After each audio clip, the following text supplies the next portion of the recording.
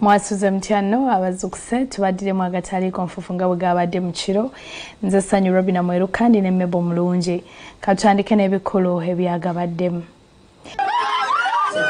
Okukungubagira director wa King David Junior School yafiira mu kabenje n'abayizi be bamutenderezza olw'obukkiriza. Ab'amasomero g'obwannannyini baagala gavumenti yetegereza ebyokuyimiriza okulambula mu masomero. Kikosa omutindo gw'ebyensoma. Ntinze mu bino siri mupya. Atunze ekitundu ku ttaka lye Yesogga olw'okaano lw'obwa Ssentebe asekeredde abamuyeeya. Bwavu bwe bubatawaanya. Eno edduniya eyagala abantu ba bwongo.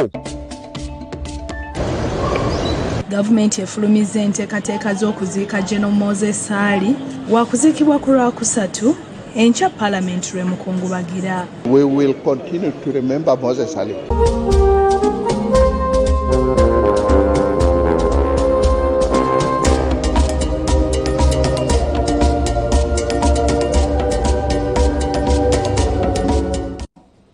Kale bannaffe mwebale nnyo mwebalire ddala okukkalira tutandise n'abantu abakungaanidde mu maka gabadde director w'essomero erya King David Junior School Endejje eyafiira mu kabenje n'abayizi be bwe baali bagenze okulambula. Bano babadde bakungaanye okusabira omubiri gwe era bamutendereza olw'obukozi n'obukkiriza era ne basaba abantu bangi bamulabireko. Omubiri gwa Tadeo Sekade nga yabadde director wa King David Junior School Endejje gwatuusiddwa mu maka ge ku ssaawa nga 3 mu kiro ekikeeseza olwaleero wakati mu miranga n'okwazirana. Sekade yafa wamu n'abayizi be n'abasomesa bwe baali bagenze okulambula e Kapchorwa nga bwe twakulaga mu mawulire gaffe ku Lwokutaano lwa wiiki ewedde. Abamu ku babaddeyo ye mubaka wa Makindye Ssaabagabo David Serukenya eyalambuludde ku ngeri akabenje kano gye kaagwawo n'asaba wabeewo okwekenneenya ebidduka. Nafuna amawulire gano eky'omukisa omulungi nga kakagwawo kuba ndi musawo kubanga waliwo emmotoka yali ya Blood Bank ng'evaako n'emmotoka emabega era bw'emmotoka egenda empola ne bagamba katubayise ffe tugende eya Blood Bank neyisa baasi yali yakagiisa kaseera katono bagenda okulaba baasi ebavaako emabega ng'akaweewo era driver n'alwana n'abasala n'abayitako n'abakutulako side mirror n'ayagala agisulike ku kigulumu kigikwate ne bwendabiramu ne bwezaatika naye waliyo okuyinja. Kati enkya yaleero abakungubazi okuva mu bitundu eby'enjawulo bakungaanidde maka g'omugenzi okumukungubagira n'okusabira omwoyo gwe ng'okusaba kukulembeddwamu omusumba kitonde kijja. Ono bw'abadde abuulira asabye abakungubazi okulabira ku Sekade gw'ayogeddeko ng'abadde omusajja omukkiriza. Omusajja abadde mulokole naye ng'akola kufa yayise ne Sekade mwe yagendedde.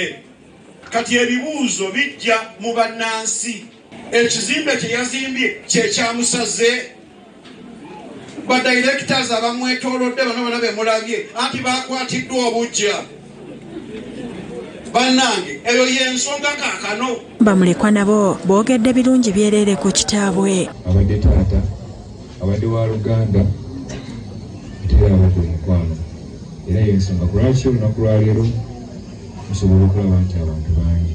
Ate Namwandu Prosi Sekade ategeezezza nti baabadde taata ayagala ennyo famire ye era bafiiriddwa empagiruwaga. Badde ne Sekade Tadeo emyaka kati 2 mu bufumbo bw'ekitiibwa. Oyinza okulowooza yakampasa kubanga nkutte bulungi. Katale mbadde simanyi bbeeyi ya bintu. Ng'omwami wange ya shopping ebintu byonna. Omwami wange ng'ayagala abaana. Asaasidde bazadde b'abaana bonna abafiira mu kabenje wamu ne bba n'abagumya nti bagenda kulwana okulaba ng'essomero lisigala liyimiridde. So kati obulumi abazadde bwe bali mu baami nange bwe ndimu. Naye ffenna twesize omuyinza w'ebintu byonna. Ayinza okutugumya. Njagala obbazzaamu amaanyi abazadde. Ekigo ekimu tekirobera mwana kutambula. So tugenda kubawa service. Omubaka omukyalo w'ewa Kisobet Ethel Naluyima asiimye obumu bwayoleseddwa okuva akabenje kano lwe kaagwawo okutuusa emirambo gyonna lwe gyagiddwa mu ggwanika Mbale ne Kapchorwa okukomezebwawo kuno.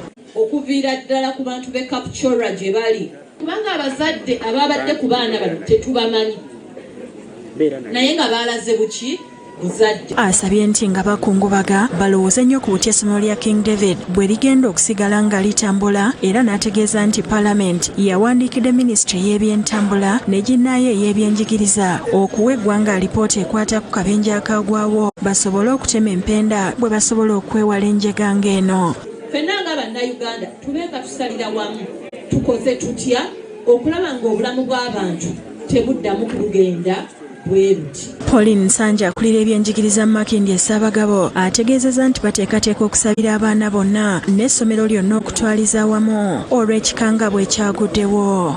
Abaana baffe abaakuma okulokutaano twabarisiivinga bulungi abataafuna buzibu. Mu kiseera kino n'abaana abasimatuka n'ebisago bagiddwa Kapchorwa nga bonna bali Mbale era balinza alipoota entuufu ebakwatako okuva mu basawo. Okutuwa report eri conclusive ku mwana kyali eyo era ali mu mbeera ki ate nenateneramu akatono gwe baleetaluddawa. Labuzi John Bosco meya wa munisipaali ya Makindye Ssaabagabo ne Ingnia Ian Chayune ssentebe wa disitulikiti y'e Wakiso nabo bakungubagidde abagenzi. Tubakakasa nti munisipa ejja kuba nammwe mu buli mbeera nga bwe tubadde nze mbadde mu bintu bino ennaku 3. Tugenda kusindika bayinginiya baffe mu masomero gammwe mmotoka zammwe zonna zirina akacokkeberero. Omugenzi Sekadde wakuziikibwa ku bijja bya bajjajja b'e Bukomansimbi olunaku olw'enkya. David Sekayombya yakusakidde eggulire lino ku Rabukedde TV. Kibi nnyo ate era poliisi eyongedde okukkaatiriza amateeka agayisiddwa okuziyiza obubenje obususse ennyo ensangi zino mu masomero. Emmotoka ezitambuza abaana zonna zaakusiigibwa langi emu wabula bo ab'amasomero g'obwannannyini balaajanidde gavumenti yeetegereza eby'okuyimiriza okulambula mu masomero.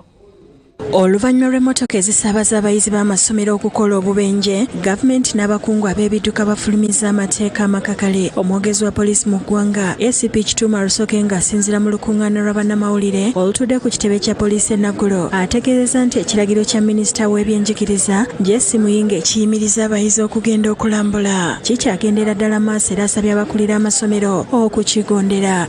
Ekiragiro ekyo kikyaliwo tekinaba kuvaawo. So nga poliisi twagala okusaba musigaleeyo paka oda empya bwenakola ki bwenajja. Ayogedde ne ku bbaasi 19 ezaakwatibwa nga zitambuza abayizi ekiro okubajja okulambula oluvannyuma lw'ekiragiro kino okuyita. Abaana baali safe kubanga baalifunye obuzibu probably senga twabalekula okugenda muka. Ate bwe zaawera ssaawa 12 buses ne tuzirekula naye buli bus tugideployingako omupoliisi. Rusoka agamba nti poliisi ekyanoonyereza ekyaviiriddeko akabenje mu afiiridde abayizi ba King David Junior School Endeje. Tunoonyeza ku bintu bingi naye mbadde njagala tusooke tuleke okunoonyereza okwo kugende mu maaso then ffe tujja kujja tubategeeze mu budde obutuufu. Omwogezi wa poliisi y'ebidduka SP Michael Kananura agamba nti obubenje obwalimu abayizi ba secondary tewali yafa nga baafuna buvune era bajjanjabibwa ne bawona. Alipoota ya poliisi ey'omwaka 2024 yalaga nti abayizi 468 be baafiira mu bubenje ate 2025 abayizi 408 be baabufiiramu. Abaana bano abasinga babakoona nga basala amakubo nga bagenda ku masomero. Abamu ne babakoona nga batambula emabbali g'amakubo gano nga bagendera ku masomero. Akubiriza abagoba b'ebidduka okusaasira abayizi abagenda ku masomero. Akubiriza n'abakulu b'amasomero okolagana ne poliisi y'ebidduka okukebera ebiwandiiko n'embeera z'abagoba b'emmotoka ez'amasomero. Abantu abamu abawoningagana amasomero agenda n'afuna omwana muyita ankolo okwataminako oluganda so nga si kuba takulofayinga naye ate namuwa omulimu gw'okutambuza bano abaana. Akaatiriza nti emmotoka zonna ezisaabaza abayizi zigenda kusibwako langi emu okuzaawula ku ndala. Kyokulabirako nti zibeere ne red oba ne green ene kala so nga si bino ebyokutuuka ku makya n'okwata emmotoka n'okiteeka ku kutanga okutambuza ki abaana. Bino bibeereddewo nga n'abamasomero g'obwannannyini abeegattira mu kibiina ki National Private Education Institutions Association baagala gavumenti yeekuba mutima naddala ku ky'okuyimiriza okulambula mu masomero nga bagamba nti kyakwongera okutaataaganya eby'ensoma by'abaana. Entambula z'abaana bino zirina ebigendererwa eby'enjawulo. N'olwekyo bwe kibeera akagenderere kikosa omutindo gw'ebyensoma era kikontana enteekateeka y'ebyensoma ey'ekitongole ekivunaanyizibwa ku bisomesebwa. Kubanga kitulambika bulungi nti omulembe guno gw'abaana kusoma nga bakwatako, gw'abaana kusoma nga balabako. Asad Kirumira ssentebe waabwe agambye nti obubenje buno buzze bubaawo ng'ekirina okutunuulirwa y'engeri ey'okubukendeeza. Asinzidde mu lukuŋŋaana lwa bannamawulire n'asaba gavumenti okwekenneenya ebidduka n'abavuga mmotoka zonna basooke bakeberebwe poliisi kubanga abamu bakola obubenje nga bamaze kutamiira. Ezimu ku zo kwe kuvuga emmotoka obudde obutasaanidde naddala obw'ekiro naddala mu kuvuga abaana b'amasomero. Ne tulaba nti ne badriver abamu bavuga naye nga bali banywedde ebiragalalagala. Ani akebera abo? Ate nga n'abamu tebalina bisaanyizo bibasobozesa kuvuga ku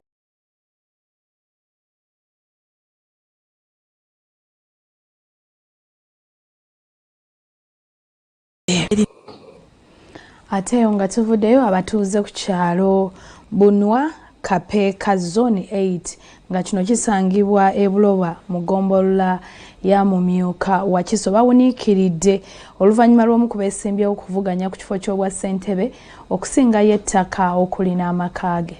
Abdala Muwonge amanyiddwa nga Kapeeka y'amazeeko ebyewungula abatuuze ku kyalo Bunwa Kapeeka Zone 8 ekiri Buloba mu ggombolola ya Mumyuka Wakiso bwe bakitegeddeko nti yasinze ettaka okuli amaka ge asobole okufuna ssente ezinamuyisa mu kalulu k'obwa ssentebe bw'ekyalo. Muwonge asangiddwa akawano akakasizza nga bwe yasinze ekitundu ku ttaka lye asobole okununula ettaka lye erisinga obunene. Nasinze awantu awo endagaano ze tukola ennaku zino ziba za kutunda. Kubanga akuwa ssente taba na layisinsi, taba na bwesigwa bw'ayinza kwesiga ng'akuwadde ssente ze. So nno ate ne bwe nandibadde nga ntunze nagwo sisubirawo musango gwe manzizizza. Nina amaka agasukka mu mulundi ogumu ku kyalo kuno. Ono ajjukiza amwogerera nti bw'aba kale yatunze bibye mu ngeri ekyo kyekikununula so nga nekiri mu bbanja ekinunula mwana. Wazira ate singa banjogeddeko nga bawulira nga boogerako nti bano bwe batayiza abantu ebitoogo niira bamala abantu bino byerabira.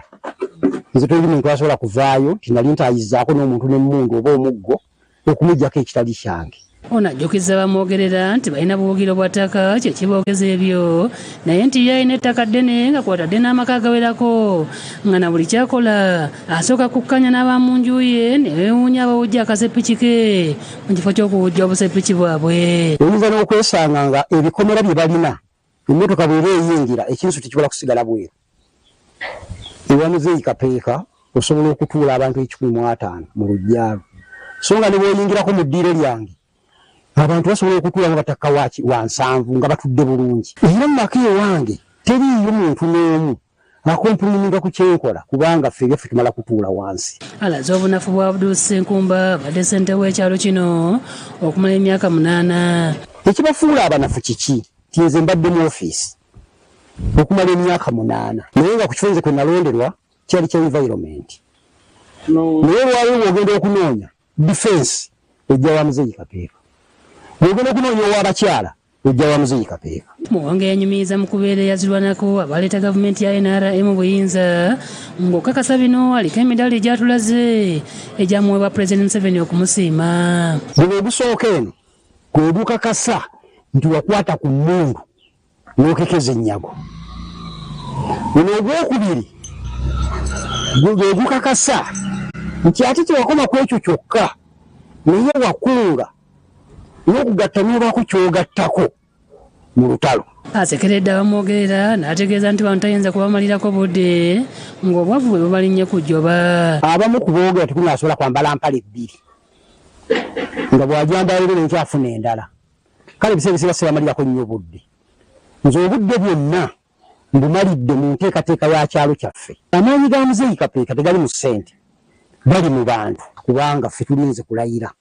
Mukyala wa Muwonge nga Namakula Ziana awakanyizza ebya okusinga olujja bagende mu kalulu era n'asaba abatuuze bonna okusimba bba ku mugongo naye nga si bituufu bye batugerako era nkubiriza abantu b'Ekapeeka Bunywa Buleeba bonna balonde mwami Muwonge abbe.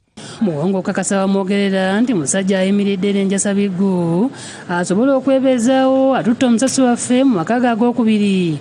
Ngeno waliyo n'omwana Lubowa Idirisa gwe yalonda n'asaba abamanyi bajja bamanye ng'asuubiza twagenda mu maaso n'okumulabirira. Mwana ono namuzaala kati mu mwaka gumu n'ekitundu gigenda mu ebiri emabega. Mwana bamusuubirawo ku capati yajja ne maama naye asobola obbanyonnyola bamuliramukko maama naye kanga mugulidde ka soda namugula ne ka capati n'amuleka ku ssaawa 8 ogw'ekiro ne bankubira nga defensi w'ekitundu ngamba omwana eyabuze. Ssentebe aliko Ssenkumba Muwonge gw'abadde akuba amagi alinako by'atangaazizza. Nze nzikiririza mu nkola ey'omuntu okuba nti buli omu ayagala okwesimba asobola okwesimbawo, naye kibi nnyo okubeera nga mbadde mukola n'omuntu emyaka 7 oba 8 ate n'ayogera ebigambo ebisobola okuleeta obukyayi. Ku bigambibwa nti Muwonge yasinza amaka ge ajavuganye Ssenkumba ategeeza nti bino tabimanyiiko nti kubanga ye tannakolera ku Muwonge endagaano yonna ey'okusinga amaka ge. Naye nze sinalabako ku ndagaano yakoleddwa ng'atunda nange nga bwe babibabuulira nange bwenwulira. Ate era tekimwetaagisa na kutunda kintu kye nga bw'ogambye nti agende awa abalonzi. Kati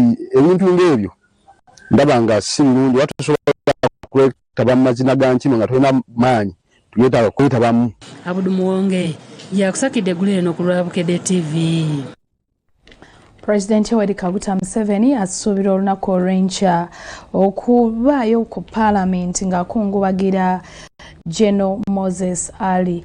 Ate era abantu oba ababaka okuva mu West Nile bamwogeddeko ng'eyakola ennyo okutebenkeza emirembe eruuyi eyo.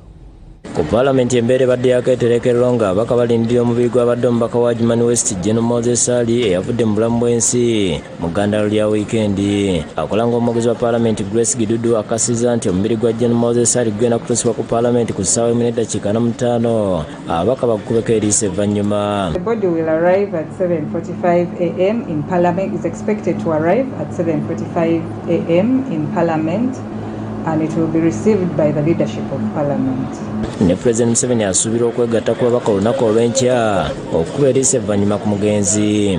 We also expect the President to join members of Parliament to pay his last respects in Parliament. Ku ssaawa 4 ez'okumakya olutuulo olw'enjawulo lusuubirwa okutandika ababaka bamukungubagire mu butongole n'oluvannyuma omubiri gwe gutwalibwa ku butaka. Ababaka abakiikirira ebitundu bya West Nile General Moses Ali gy'ava bamwogeddeko birungi byereere. My appeal to government, therefore, with the demise of our senior, our cock, as we proudly referred to him, we expect that in this 5-year term, the government of Uganda, in remembering General Moses Ali, will consider working on those infrastructural gaps.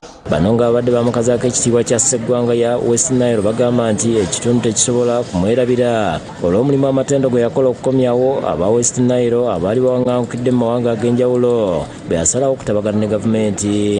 It is only when Moses Ali made peace with the current government that is when it was made possible for people to come back to their land. So that is a contribution for which we will never forget Moses Ali. Baba oludda oluvuganya okuli Patrick Nsambo Shabe owa Kasanda North bagamba nti General Moses Ali abadde munnamagye atali mu kwegulumiza. Naye endabye bajjeno mu ggwanga lino bangi saafunako scenario we namulabira ng'ali omu ku abo abaagala oku-actinga with impunity.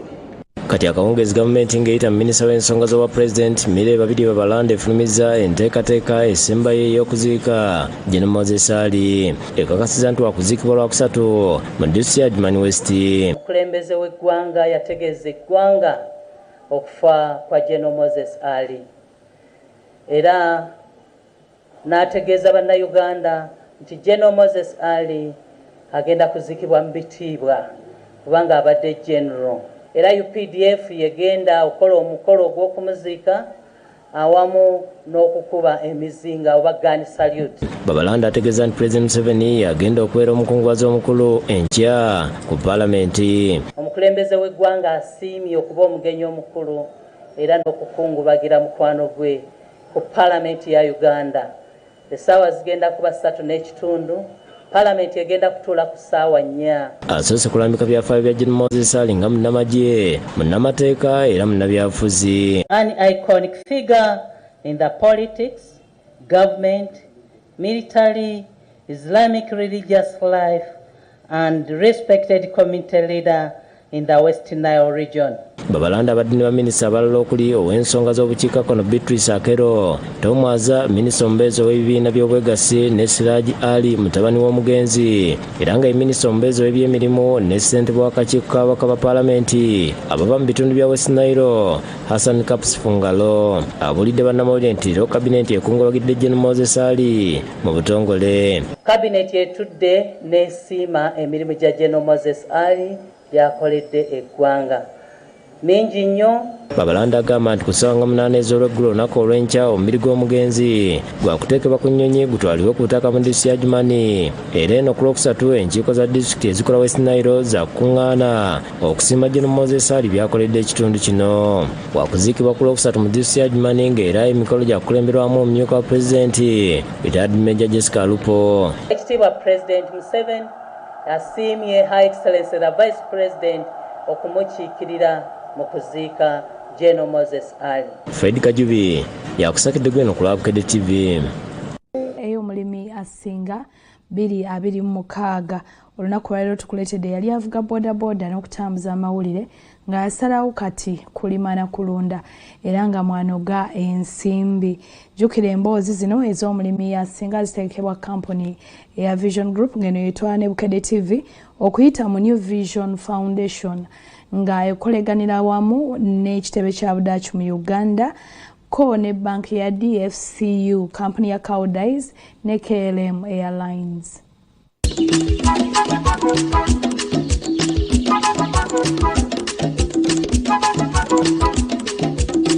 Lukyamuzi Faluku bwe yakoowa okuvuga bodaboda mu Kampala n'okutambuza amawulire yasalawo ayingire obulimi mu mwaka gwa 2000 era yagukira mu kusimba lusuku. Nafuna akasente mu kibuga nenzija nengula wano nagulawo mu 2000 era nenyumirizaamu nnyo mu Bukedde olupapula kuba mwe najja sente. Agamba ekyamutandisa olusuku kwe kubanga abantu mu kitundu ky'e Mabuye mu disitulikiti y'e Bukomansimbi baali balunzi nga tebalina mmere.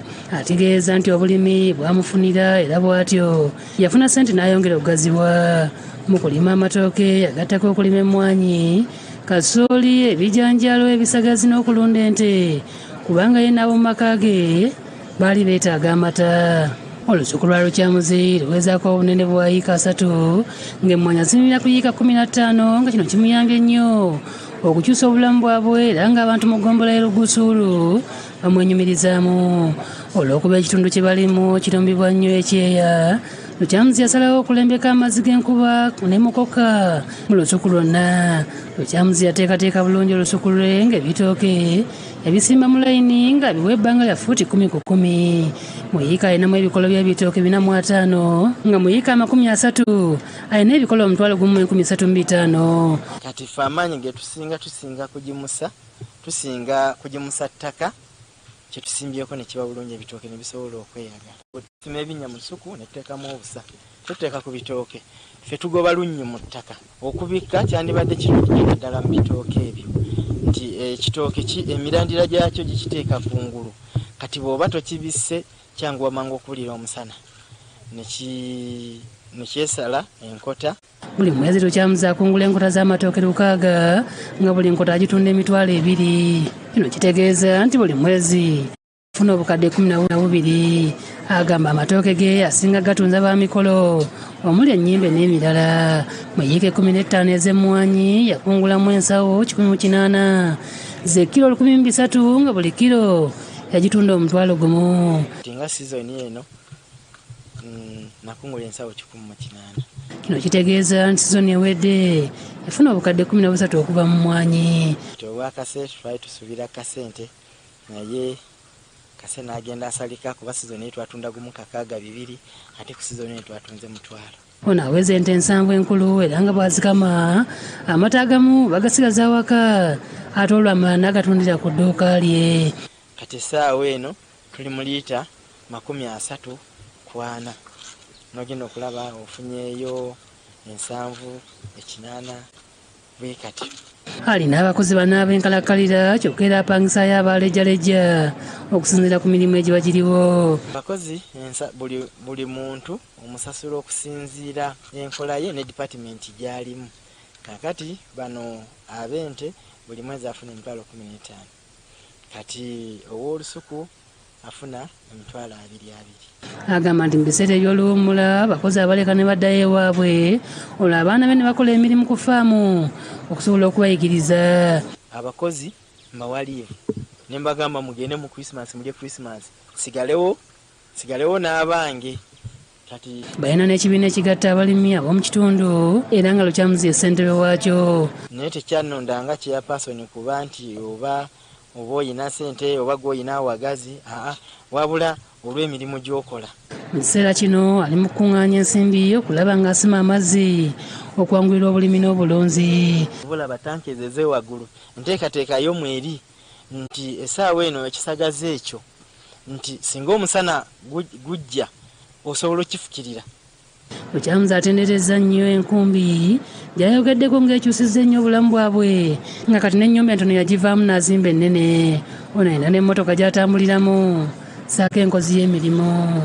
Sulaiman Mutebi yakusakidde eggulu eno ku Lwabukedde TV. Kale webale nnyo webale ddala. Ate abalyanaka bayite abalemeezi basimye magulu nnyondo olw'okutumbula omutindo gw'ebyobulamu mu ssaza lyabwe nga bwe guli mu byenjigiriza nga twetegekera okujaguza amatikkira aga 33. Bano yabawadde n'eddwaliro nga lino ligenda kuggulibwawo olunaku olw'enkya. Emengo gyali ayogeza buyinza tumuwe ekitiibwa. Omwana wa Muteesa alina obuyinza yeekiririza talina musinga kabaka waffe. Nga tufunda okusaza Ssaabasajja erya Bulemeezi olwatunuulidde ebirala ebituukiddwako omuli eddwaliro erya Masomogi erya Muteesa Health Center nga lino lyaweereddwa abatuuze mu ggombolo ya Mituba 4 Buulukusi Makulubita. Lino lyabaweereddwa lukomannantawetwa mu kaweefube w'okutumbula ebyobulamu mu ssaza ly'e Bulemeezi era nga ligenda kuggulawo mu butongole olunaku olw'enkya lisobole okujjanjaba abantu endwadde ezitali zimu. Okusinziira ku mwami wa Kabaka mulamulirako essaza lino Dr. Ronald Mulondo era nga ye Director w'essomero lya St. Peter's SS Bombukalule, eddwaliro lino lyakuyamba nnyo okusingira ddala abakyala abatindiga engendo okugenda okufuna obujjanjabi n'okuzaala. Kyokka ne mu masaza amalala bingi ebikoleddwa ebitujjukiza emyaka 33 gino egy'amatikkira. Amalwaliro agagenze gazimbibwa.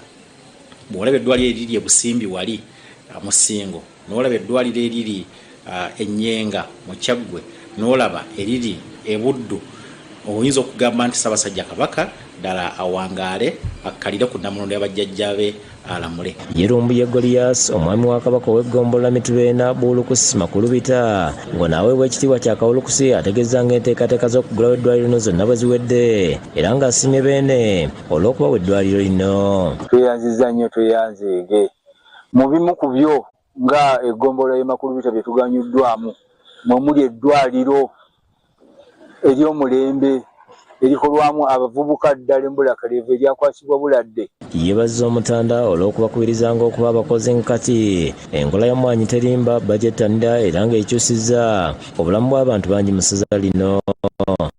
Era mu bbanga lyemmaze nga ngenda nnambula eggombolola eno muluka ku muluka sanze ng'abantu bajjumbidde nnyo ensonga y'okulima n'okulunda n'ebyenjigiriza abaana okubatwala mu masomero. Ye Ganduga Geoffrey nga yakulira abakozi ku faamu ya Pulezidenti ey'e Kawumo asiimye enkolagana eriwo wakati wa gavumenti ya Ssaabasajja n'eya wakati nga yatuuka n'okusenza Pulezidenti Museveni mu ggombolola y'e Makulubita n'ateekayo faamu ye eya Kawumo Presidential Demonstration Farm ng'eno abantu bangi bayigirako ebyobulimi n'obulunzi. Olaba nti abaana bangi bafunye emirimu ab'omu ggombolola ya Kabaka eya Buulukusi Mituba 4 ne mu ssaza lye lino ery'e Bulemeezi abaana bangi omuli nange Ganduga nze manager wa farm ya president ye Kawumu okumala emyaka gino gyonna. Mu ggombolola y'emu tulambuziddwa olusozi Makulubita nga luno kwe kuli olubiri lwa Ssekabaka Kintu nga luvunaanyizibwako ku byobuwangwa n'ennono mu ggombolola eno Yiga Esau Mulambo gwa DC